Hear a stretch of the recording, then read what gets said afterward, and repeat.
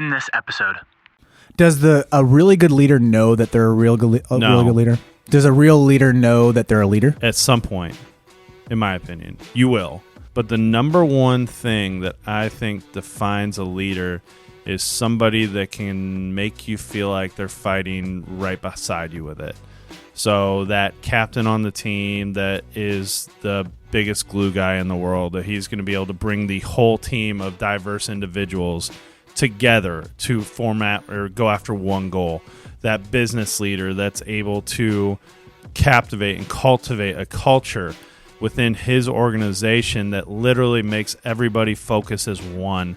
That, you know, the old saying is, you know, I will go to battle with that guy because I know at any given moment if I need him, he'll be there. What is up, everybody? Welcome back to another edition of The Closing Pitch. My name is Spiker Helms, and this is a show about people, culture, and how to create a winning lifestyle. Dave is across from me. How are you doing, buddy? I'm good. Going to Canada. I am. The Great Leaf. Maple Leaf. Yeah, but that's not what they call it. Well, I mean, we can roll with it and see if Sure. the Canadians take it. The country north of us, going northbound. I'm excited. It should be good. I'm going up there for a buddy of mine's wedding, a guy I played college baseball with, which always kind of goes back to the conversation we have always, you know, on this podcast, that you never know where baseball is going to take you. I mean, that's kind of cool. That it now forges relationships. Right. Like, it's crazy. Just the amount of people that you meet, and then next thing you know, you're on a plane going to Canada to Mexico. I've never been to Canada. You've been to Mexico. I have for yours. Yes. So. But I am actually going to Canada as well. Right. In July, Winnipeg. There you go. So be the first time going up north. Yeah. I'm looking forward to it. I'm really excited because I really want to know what your experience is like with the whole deal up there. So I just wish I was going a little later in the year. It's still a little chilly for me up there.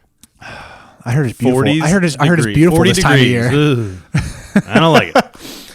Guys, this topic for today is something that I've been thinking about. I've been reading a couple books, and one of them is Give and Take by Adam Grant. Another one is Legacy. I don't know the author off the top of my head, but I've been tweeting it out too, like things that really have like triggered my thoughts, triggered ideas. And one thing that I've been going through is I'm doing the transformation challenge. Dave's part of it right now. And I'm actually realizing I thought I was a really well-disciplined person, not taking an objective viewpoint, more of a biased viewpoint. I think when you're in a rut and you don't realize you're in a rut, the next thing you know, you're kind of spiraling out of control. I wasn't spiraling out of control, but it really made me realize that taking that different outlook and looking at it, my life at an objective way, like I was eating like crap. My workouts weren't on point. I was actually quitting and saying, oh, that's good enough. I can leave now on the gym, instead of actually following a plan and following it to a T and then not quitting and making sure I finished that plan for today. Right. Which kind of leads me into this leadership topic, which on this podcast, I have talked a lot. There's a whole bunch of minutes that you can listen to me just ranting on about just absolute, like, to this point, not crap, but just I wasn't living up to what I was talking about, right? Okay. And really looking back at it, I think it's a good point to say that leadership starts with action, and it's something that I've been trying to work on more consistently. And we've been doing a lot of cool things inside of our club. We've had a lot of staff meetings. A lot of that has prompted off of visiting the company that we visited, that we talked in the past, and then really writing down what we stand for. And you kind of lose that aspect, like in high school and in grade school, and then obviously the teams that I was on, we would have those type of conversations, and I really took it for granted, not realizing what the power of that is. And I think that a lot of people need to kind of go through that motion, which is, what do you actually stand for? And then writing that, like actually taking taking a piece of paper, taking whiteboard, if you want to get really creative with it, have like different Post-it notes, and then creating something that shows what you stand for, and then like really objectively looking at it and saying, do my actions actually match that? Or am I just spewing out BS? And that's where I'm at right now with this conversation is like, what are we doing here? What are we trying to do? How do you know? So like it's all good and well to kind of be able to take a step back and look at that from a perspective standpoint, and whether you're talking about leadership or just defining you as a human being and what your purpose is and what you're trying to do. I've always kind of found, and I'd love to hear what you think on this. I've always found that I don't ever come to those points without like something totally happening that opens my eyes. Like maybe I'm just not a good person that looks back and reflects on who I am or what I'm doing and how I'm approaching certain things. I mean, I always try to do the right things and everything else like that and help out as much as I can. And that's what we do with the program. But, you know, sometimes those changes, it's hard to understand when that needs to happen because you're just so caught up in the day-to-day.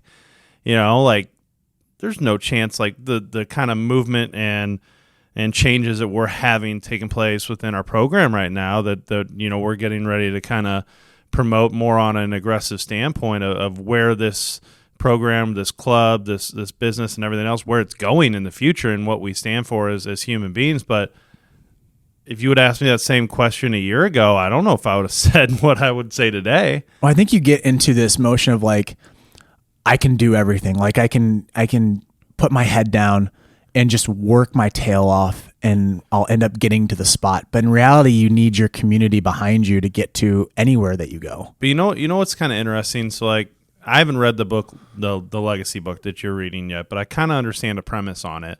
And the basis is behind the New Zealand All Blacks, which is the world's number one rugby team and probably ever created. Every year they're just number one, and they kind of set the standard, right? But so you learn a lot from the top, okay?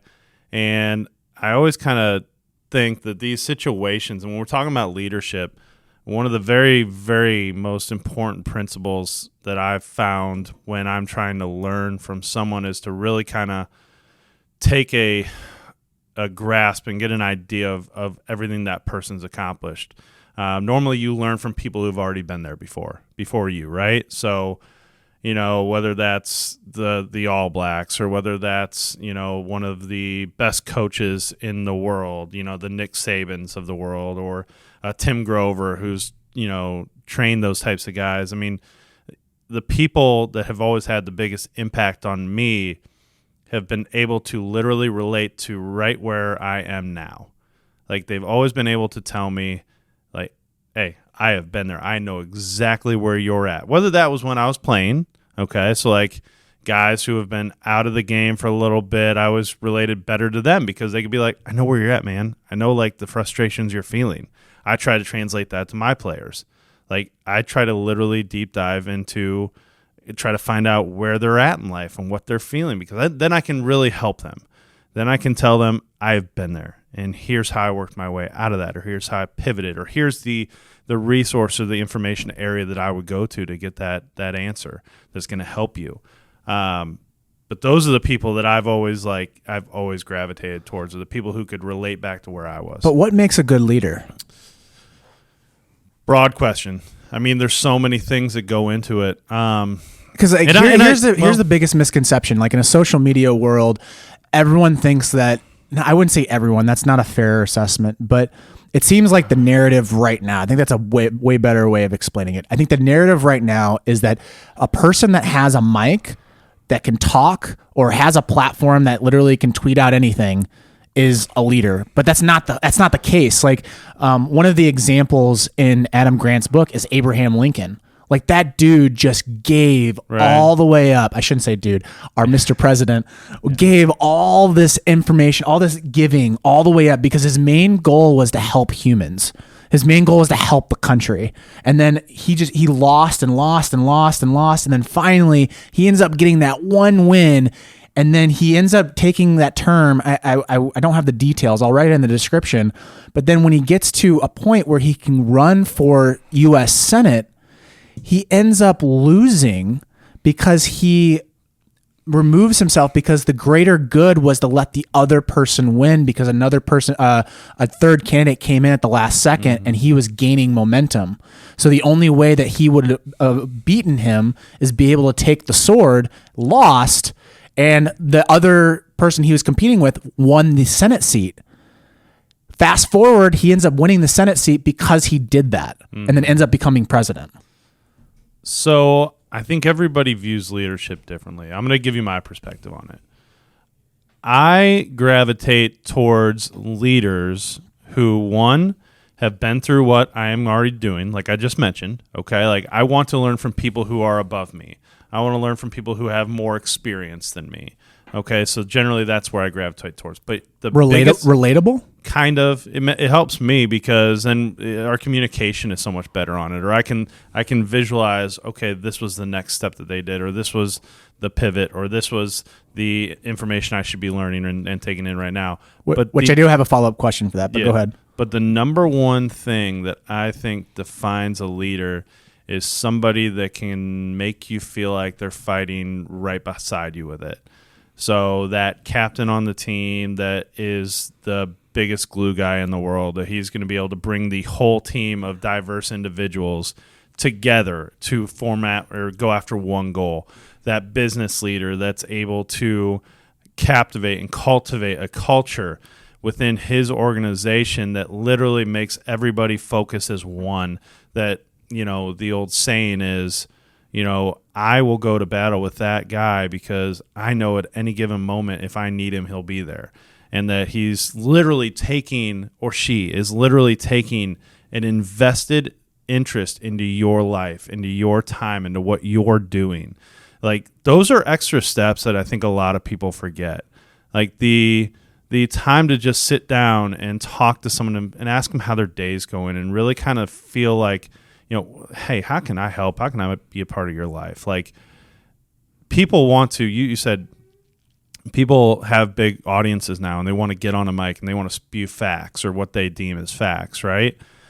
But if you don't have the follow-up, all you're doing is being loud.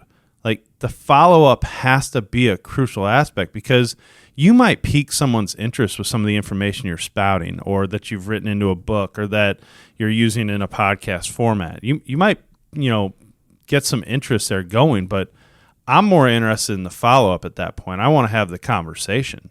I want to then really understand, well, what do you like about that information? How does that apply to your life or your business or your team or your game and what you're doing? And then, you know, like, for example, we put out that video of me talking about counts the other day, when to add in pitches to your repertoire. And I kind of gave a different perspective than just the old, age thing. But I wanted to kind of go a step further because I was genuinely interested in the people who wanted that info. So I kind of put like a little thing out there. Please come at me with questions. I'm happy to answer. And not that I hope they viewed it as some good information, but well, you actively went into the post and actually said, "Hey, this is who I am. Yeah. This is what I've done." It's not like you're hiding behind. Like, I figure the ivory towers. You're not hiding in an ivory tower, which I think ivory towers nowadays is holding a mic, holding a camera, anything that deals with like a written word, but then you don't respond. Like, that's ivory tower. I always view influencers or people that are in higher status than I am, and they don't respond. It's like, all right, are you really the real deal, or are you just saying stuff? Yeah, and I mean, I just think it's that extra mile. I just think going that extra little, step to where that led to a couple cool phone conversations for me. That led to a couple neat little notes back and forth, and one was an email, and one was this, and I hope that information helps. And then what I really kind of hope is that it develops a culture where they feel like they can reach out again if they need something. And I don't even know if these people are part of our club or anything. That's totally fine if they're not. I just think that you're there to help. But the best leaders are like, those guys that will just go the extra mile to build the relationship, because then it means so much more. Does a really good leader know that they're a really good leader? Does a real leader know that they're a leader? At some point, in my opinion, you will. I think you'll find yourself. I think you'll find yourself one day doing a lot of the same things that you just have been doing in order to help people, and then you'll kind of take a step back and be like, man, I have a pretty decent impact on these people's lives. Again, whether it's a team, like, you're not going to know at the start. I think honestly, when you're just getting into it, you should listen as much as you can to the people who are ahead of you. You should ask as many questions as you can. And then you're going to get to a point where you're in the situation where you might put a couple actions out there and start to try to develop it. And trust me, I've been like wrong and bad at this a million times. And I'm sure I will be in the next 10 to 15 years of my life or whatever. I guarantee I'm going to make mistakes, but I think that action point is so crucial. Be the coach who wants to like throw something out there that you believe in at that moment that you think is going to help people. And again, whether it's right or wrong, the action is what matters. And then you'll really kind of develop your routine and your system and how you try to talk to different types of people, because that's important too. That kind of language is different with everybody. And then you'll really start to, as time goes and you develop as a person, really, you will start to understand how to connect at a deeper level, that's the key unlock right there. That's the point where you can really make a change and impact someone.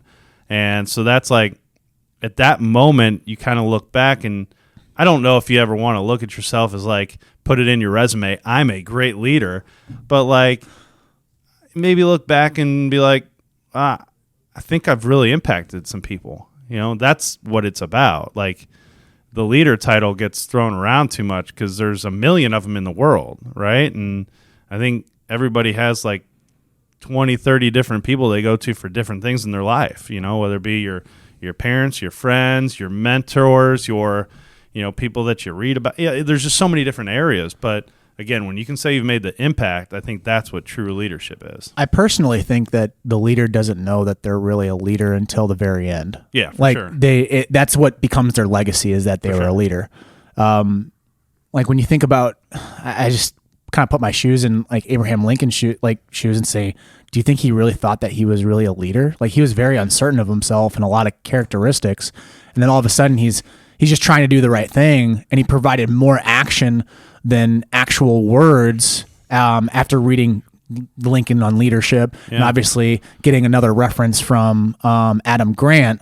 It's interesting when someone comes out and says, "Oh, I'm in a leadership position." It's like, well, are you handling it the right way? The action is what makes the words valuable. 100%. The action that has to be the key. Again, like saying that you're a leader, it doesn't mean anything. Like, yeah, you're in a leadership position, but are you really a leader? Like, are you just having a title? I also think you'd find that most true leaders and people who have a huge impact and influence over other people, would never say that type of stuff. I don't think they wouldn't have to. Would be my opinion. Well, here's an example. At Missouri State, my junior year, I came in inside the team, and one of the guys came up to me like, "Hey, I voted you for captain." I'm like, "Why did you vote for me as captain?" And he's like, "Because you're doing all the right things." And I thought that was weird. And actually, I was hoping that I wouldn't be captain, because I just wanted to worry about my craft and worry about my other teammates, right? And then senior year, they voted me in as captain, and it was like, I really didn't like that title. I just wanted to be one of the dudes. I just wanted to be one of the guys. And if people thought that I was doing it the right way, great. But I was never that guy that was going to speak out. I was not going to be that guy that was the speaker leader that comes out and voices his opinion and say, "Hey, let's go attack that hill." Right. Where I think a lot of people go wrong when they get that leadership type of position, they start dictating to people, "Hey, you need to do this. You need to do that," rather than kind of like providing that action first. It goes right back to, are you doing it with them, or are you telling them to do something? Just because you have a lot of experience, just because you've been there before, doesn't necessarily give you the right or mean that should be the approach you should take of just saying, hey, because I've been here, dude, I'm the master of all information. You better listen to what I say. That's not going to get people on your team. That's going to generally push more people away. I do think that's an approach, though, that I think where a lot of people mess up. Like I see it in the youth coaching industry. It's where, I've been a youth coach for 6 to 7, 8 years, and because of that amount of experience now, everything I say is gold. That doesn't mean jack. And player, if you don't listen to me, you're wrong, and we got, you're either going to get banished from the team or you're whatever. I see that all too often, and I don't really think that, again, is the right approach, because there is no one-all for everybody. Everybody's different. And again, if you really want buy-in, every single culture, again, best teams in the world, best business cultures that you've ever seen, just anything, it's all because they're there with each other. And that's done as a systematic approach from the people at top. Because I bet you if you get into that situation, you will never, ever feel like they are better than you, that they are above you, that they are not willing to do the same things as you, that, Well, the leader thinks that it's like I'm side by side. I'm an equal. That's what it should be. That's how they view it. Whenever someone spouts off their experience, like when it's unsolicited, because there are certain circumstances where you do have to relay the information that, hey, this is where I've been, this is what I've done, but in the right context of the conversation. It can't be like literally coming out and being like, you have to believe me because I was the head of this, I was 7 times of this. It's like, no one cares. What are you going to do for me now? That's what's so beautiful about the game of baseball is like, you went 0 for 4 yesterday, but what can you do for me now? You went 4 for 4 with 4 home runs, but what can you do for me now? Like it's that type of mentality, and it's weird how the game like kind of breeds that into you and kind of breeds leadership.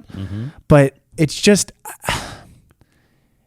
puts it in perspective that your voice is weaker than your actions. Your actions have to be extremely strong. That's the whole thing. It's like I've said it before. It unlocks everything else you want to accomplish. And what is kind of interesting to me, and I only kind of find this out as I get older, and I find little tidbits here and there, and I'm sure I'll learn more as I age. The quick fix type of situation, or the quick leadership model, or that I'm going to influence you now and walk away type of thing, like that just never gets it going. It's always the long route, right? It's like it's like the circle, right? So like, point A's here, point B's here. Which route are you taking? Are you going to go right to point B, or are you going to go this way to point B? It's the whole do what I say, but don't do what I do. Like, I remember one of the pro guys, my first rookie season, he said that about our manager, and we were just kind of complaining about it. And he goes, "Spike, it's one of those things. Do what I say, but don't do what I do." And I was like, Jesus. It's just I want to surround myself, and this one of the last things I need to say on this, because I think I'm repeating myself, but I want to surround myself with people that just will like look for that situation where they can go the extra mile. Like especially in today's world where you can get everything you want in a matter of seconds. Like, also, the leader surrounds himself or herself with people that contradict them as well. Like they're willing to they're willing to take because those. They have to learn. Yeah, they want to be able to have those opposing viewpoints. Yeah. I think that's where you can win, is like you bring on people that not necessarily are enemies, but are people that disagreed with you and maybe have called you names, right, and you bring them in because you think that they're the best person for the job. That's a huge leg up on true leaders. Well, you want to know, like one of the times as a coach that I felt like I've always had the biggest impact is after the game. I think like there are times with players that I can either agree or disagree with what they did, their actions in the games, and sometimes we'll try to use those teachable moments in the games. And I can tell 100% that sometimes players are frustrated, and I get it because it's a frustrating game at times, or they can get frustrated with me. to go to the point of going the extra step, I've always found like I've had the biggest impact once the game is done. Because now technically my time as coach is done, right? Technically. I'm not on the field. I'm not coaching you. We're not in a cage. We're not doing anything. But when I've been able to be like, hey, dude, let's stick around and let's just chat in the bleachers for a little bit, and let's really talk this out. And I want to hear from where you were coming from. Or it could be around anything. It doesn't have to be something that happened in that game. It could be something that's happened in their life. Or it can be anything that we interact with on them on a daily basis. But when we've taken that, like, extra 30 minutes, hour, however, whatever long, right? I always felt like that made a much more massive impact than anything else that I did on the field, because now they understand, like, man, like, number one, he cares. Number two, he's willing to take time out of his day. Like, I think when you get to the mature standpoint of your life, where you really understand how time is so valuable to people, you really, really get a good idea of when someone cares, because they're taking that precious time out of their day for you. Well, when you go face to face, you really know who the person is. Sure. It's like whenever you have a problem with somebody, you always want to do it face to face. You never want to do it over email or text. Might not be easiest, but it's the one that cares. It's extremely awkward. It can be, that's when you really truly know the maturity of a person, when if there's a rift or a problem and then you enter into a room and they enter in a room, or you go into like a party and they're in a party, whoever's able to talk to each other, that's the maturity there. Right. But again, and also on problems and pressure, that's when you really know who someone is too. Sure. When you increase the problems and pressure, that's when the true colors of a person comes out. Right. No, I mean, there's so many good points to it. I love the people that take the extra time. Yep. That's what I'm into. So. Guys, that's this episode of The Closing Pitch. Again, it was one of those sessions where I just wanted to riff on the mic. A lot of thoughts came into my head. I hope this podcast had some type of sequence to it. You know what I think this is? This is going to be one of those podcasts where you get 200 different listeners, and I think everybody's going to take one little segment out of it that maybe hits home with that. Yeah, and I kind of liked it because it was more of like a vulnerable conversation for me, because like I had no idea where this was really going to go. It was more of just, hey, these are the problems that I'm facing, and these are the thoughts that are coming into my head, and this is what I kind of define leadership as, and what leadership isn't, and also like solving problems with people. Because I think we're just not having enough conversations around that, and like kind of noticing it around the facility, and just like in real and like life outside of baseball, just in friendships, and then also people that have problems with me or I have problems with them. I just don't think we talk about it enough, and then actually do the face to face. Like one conversation I had, someone had a problem with me, and I was like, let's have a conversation in person, but they wanted to have it over email. I was like, why are we doing it over email? Right. That doesn't make any sense. Like, if you have a problem with me, let's talk about it. Like, I'm not going to chew your head off. I'm not going to cause a fight. Like, let's just talk it out. And if we come to a conclusion of like, hey, you still don't like me, then that's the conclusion. Right. So anyways, guys, I hope this podcast episode was interesting and made sense, and hopefully it stirred some questions in your head. And we'd love to have the conversation. Like Dave said, we want to start opening up more. We want to engage with you guys. So go email us. Mine is spiker@rawlingstigers.com. Dave's is dburkby@rawlingstigers.com. Also, I'm totally open to do this on the social networks. Like, I don't care if it's out in the public, because if it's out in the public, people are going to learn from us, and they're going to be able to jump in on the conversation. We're going to make our community a little bit better. Example, in our podcast about umpires, that's one thing that was kind of like a red flag to me, is like, no one's talking about this because everyone's afraid they're going to get lashed on social media. I don't care if I get lashed on social media. You can drag my name through the dirt. I don't care, as long as I'm trying to help people. That's all I care about. And if I can go to bed at night thinking that I help people, then I'm good. So if you guys want to have that conversation on social media, my Twitter handle is @SpikerHelms. Dave's is @David_Burkby. Your handles are all over the place. It's all over the place. So I think someone had like @DaveBurkby or something like that. I don't know. I don't remember. I just always throw the underscore in there, so it seems to work. All right, guys, subscribe to the channel.